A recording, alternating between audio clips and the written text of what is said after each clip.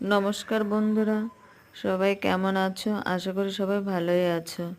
আজকে আমরা যাচ্ছি বাংলাদেশের বর্ডার দেখতে। আমাদের বাগদার এখানটায় একদম কাছে বাংলাদেশের বর্ডার। দেখতে দেখতে চলে এসেছি এই বর্ডার এখানটায়। ওই যে দেখা যাচ্ছে ওপাশে বাংলাদেশ আর আমাদের এই পাশে ইন্ডিয়া।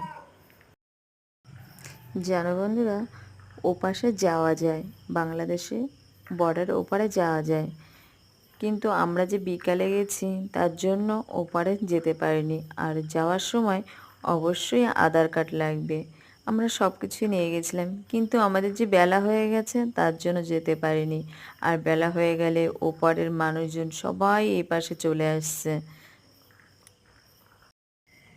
তাও আমরা যেতে চেয়েছিলাম, কিন্তু আমাদের এখানটায় কিছু আশেপাশের লোকজন বলছিল যাওয়া যাবে না।